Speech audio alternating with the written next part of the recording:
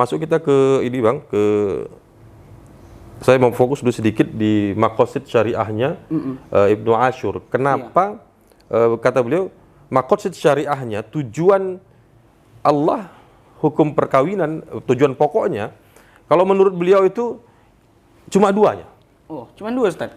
Yang pakar satu ini ya, kita belum bicara pakar yang lain, satu ini saja. Iya, maksudnya dari beliau nih ya, namanya Ibnu Ashur. Ini perlu tahu nih Ustaz, kawan-kawan ini yang ada yang belum menikah nih.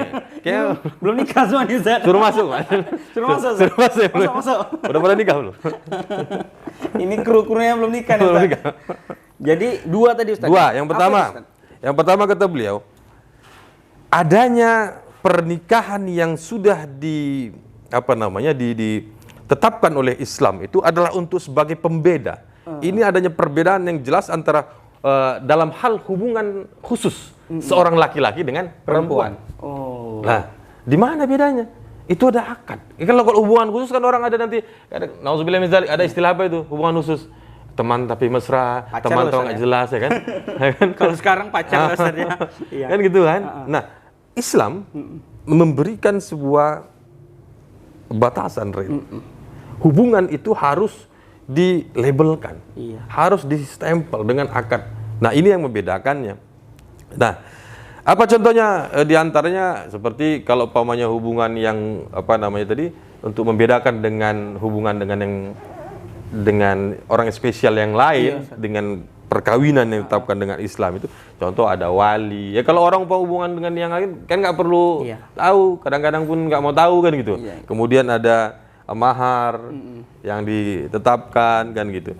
Kemudian apa lagi? Ada yang ketiga kata beliau dalam konteks tujuan yang maqasid yang pertama, yaitu yang ketiga ada syuhrah. Syuhrah itu publikasi. Lah kalau umpamanya orang punya hubungan spesial dengan seseorang, kadang kan dia diam-diam kan, tidak ada publikasi kan. Makanya kalau dalam Islam itu harus disyuhrah, harus dipublikasikan sehingga harus tercatat oleh negara, ada dokumennya, ada kuanya, kemudian ada walimatul urusnya, ada pestanya kan begitu. Cuman kalau kawan-kawan kru ini Ustaz, jangan publikasi dulu Ustaz ya, belum nikah soalnya. Jadi kalau mau publikasi pun menikah lah ya Ustaz ya. Menikah lah. Nah, itu yang pertama. Yang kedua kata beliau dalam maqasid syariahnya Ibnu Ashur tentang hukum perkawinan itu adalah yang kedua, bahwa dalam akad perkawinan yang telah ditetapkan Islam itu tidak ada batasan waktu. Nah, coba nanti pamannya lihat mati Ustaz, maaf katanya meninggal. Itu ikatan suci namanya. Istilah beliau qadasah uqdatun nikah. Ikatan suci perkawinan. Sehingga ini adalah sebuah ikatan suci yang tidak ada tidak ada batasan waktu. Beda nanti pamannya nauzubillah misalnya kayak gitu kan, ada batasan. Kemudian apalagi atau istilah-istilah yang kita mungkin nggak tahu lah ya, ada hubungan-hubungan intim, hubungan spesial dilakukan masyarakat, apalagi zaman modern sekarang, apalagi sekarang sangat terbuka ya. Luar biasa, nauzubillah min dzalik. Nah, tapi bedanya Islam itu dengan yang lain, walaupun dia sebagai sebuah ikatan itu suci dan dia tidak ada batasan waktu, tapi dia tidak saklek. Dia ada solusi. Apa itu? Seandainya hubungan rumah tangga ini goyah. Oke. Atau tidak ada solusi lain, sudah mentok. Oke. Islam itu ada solusi. Talak. Nah, ini yang tidak, saya belum tahu apakah yang lain punya solusi lain ya. Nah, di Islam ini ada talak solusinya. Dan itu ya hal yang kalau sudah sampai pada tahapan itu ya biasa saja. Dalam artian itu menjadi titik terakhir ya Ustaz. Titik terakhir. Tapi tentu ada langkah sebelum ke sana. Sebelum terjadi itu, dan sebelum terjadi itu dalam hubungan rumah tangga tadi ada konsekuensi yang harus diterima hubungan antara suami dengan istri. Ada, kalau kata Ibnu Ashur, istilah beliau ada dua. Yang pertama adalah muasyarah bil ma'ruf, berinteraksi, bergaul dengan istri dengan baik, karena Allah perintah wa'ashiruhunna bil ma'ruf, hendaklah kalian itu bermuamalah, gaul dengan istri dengan baik. Yang kedua, tentu ya kalau kita bicara dengan yang baik, dengan ma'ruf itu tergantung uruf ya, kebiasaan. tergantung apa namanya, rumah tangga tahulah bagaimana yang terbaik pada mereka, adat istiadat tahu, tempat juga ada lain lubuk lain ikan ya kan gitu ya. Kemudian yang kedua ada muasyarah bil qiwamah. Qiwamah atau qawamah kata beliau, bahwa ketika terjadi umpamanya ada kekhawatiran dari suami terhadap perilaku si istrinya. Nah, di sini si suami tampil dia sebagai kepala rumah tangga yang harus bijak dalam menghadapi itu. Itu berdasarkan firman Allah dalam surah An-Nisa ayat 34. Ar-rijalu qawwamuna 'alan nisa bima faddalallahu ba'dahum 'ala ba'd. Bahwa para laki-laki ini, para suami ini adalah pemimpin terhadap, ya pemimpin, tapi pemimpin domestik terhadap rumah tangga, dalam hal rumah tangga terhadap istri-istri mereka. Kenapa? Karena Allah katakan ada dua sebab. Pertama, bima anfaqu min amwalihim, karena mereka memberikan nafkah. Bima faddalallah, pertama karena mereka punya kemuliaan diberikan oleh Allah. Yang kedua karena nafkah. Nah, kalau terjadi tadi di ujung ayat, Allah katakan wallati takhafuna nusyuzahunna, kalau terjadi umpamanya mereka si istri melakukan nusyuz. Ini belum terjadi ya, tapi takhafun. Masih khawatir kamu, jangan-jangan ini gawat nih istri saya mau melakukan nusyuz. Nusyuz itu perlakuan tidak taat ke suami. Nah, kalau ini belum terjadi nih kata Allah. Kalau kamu khawatir itu terjadi, maka ada 3 langkah yang harus diambil sama suami. Pertama kata Allah, fa'zuhunna, nasihatin.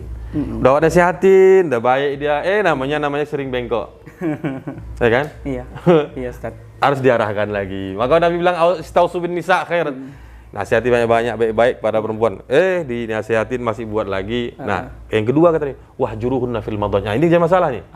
Apa itu? Kata Allah, pisah tempat tidur. Yang terjadi pisah rumah. Aduh. Kan gitu. Iya, Ustaz. Jangan aduh. Kayak ini kru. Tenang dulu. Jadi kata Allah, wahjuruhunna fil madajah.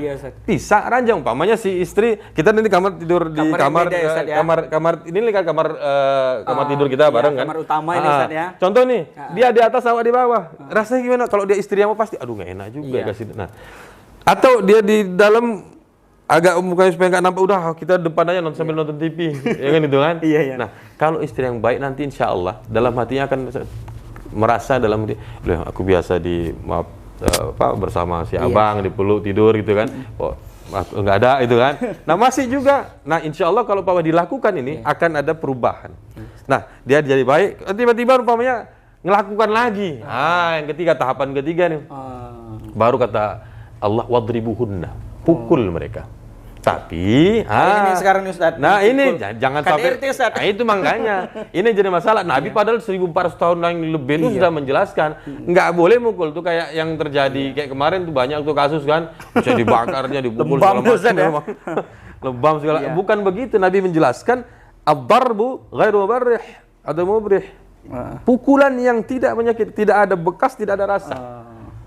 Kita sama istilah sama-sama tahu itu bagaimana. Artinya antara hukum bernegara kita dan beragama bukannya bertolak belakang, Ustaz ya. Pukul lah, tapi konsep kata pukul itu stigmanya bukan mengarah menyakiti, Ustaz ya. Bukan menyakiti sampai membuat lecet atau luka ataupun cacat, Ustaz ya. Tidak ada luka dan tidak ada rasa. Bagaimana itu kita lah yang tahu kan. Garis bawahilah kata pukul lah itu, Ustaz ya. Tapi ingat, ini tadi kan tahapan kedua yang apa namanya, pisah, ketika hubungan rumah tangga tadi kan ada kita berinteraksi ketika dalam posisi normal. Dengan ini kan tidak normal nih tadi. Yang kedua ini tidak normal. Yang normal tadi kan kita dituntut muasyarah bil ma'ruf, kita berhubungan, bergaul, berinteraksi sama istri itu dengan yang baik. Tapi kan terkadang nih, yang namanya beda, tentu ada beda pandangan segala macam gitu kan, ada nggak enakan. Kita memang dituntut untuk sabar sebagai seorang laki-laki, Ustaz. Iya, Allah bilang dalam Al-Quran tuh, wa'ashiruhunna bil ma'ruf, hendaklah kalian bergaul dengan istri kan dengan ma'ruf, dengan baik. Apa kata fa'asa antak fa in karihtumuhunna, tapi kalau kalian pamannya nggak suka dengan kelakuannya dia nih, fa'asa an fa in karihtumuhunna fa'asa an takrahu syai'an, jangan-jangan sesuatu yang kamu tak suka itu waja'allahu fi khairan katsira, Allah ada kebaikan yang Allah buatkan. Apa itu? Ini kelakuan udah capek bolak-balik, dibilangin ada ini. Masih juga, tapi awak sabar, terus sabar. Ternyata di balik itu kata Allah ada kebaikan yang besar. Walaupun nauzubillah min dzalik, seandainya berujung pada perceraian. Tapi dalam rumah tangga, semasa rumah tangga, kita sabar, itu menjadi sebuah kebaikan bagi kita untuk kebaikan dunia dan akhirat. Jangan-jangan dia nanti jadi galau, itu yang menjadi kita, jadi dia jadi balik lagi sama kita. Iya, Ustaz. Jadi sebagai seorang pemimpin laki ini, pemimpin yang baik adalah pemimpin yang bijaksana, Ustaz. Iya, benar, Bang. Dalam artian ya dia harus tahu dia sebagai seorang pemimpin, porsi dia sebagai seorang pemimpin tuh bagaimana bersikap, bagaimana caranya melayani gitu, Ustaz ya. Ya, ini cut duluan. Cut. Berapa menit dah? Terakhir. Saya masuk ke apa?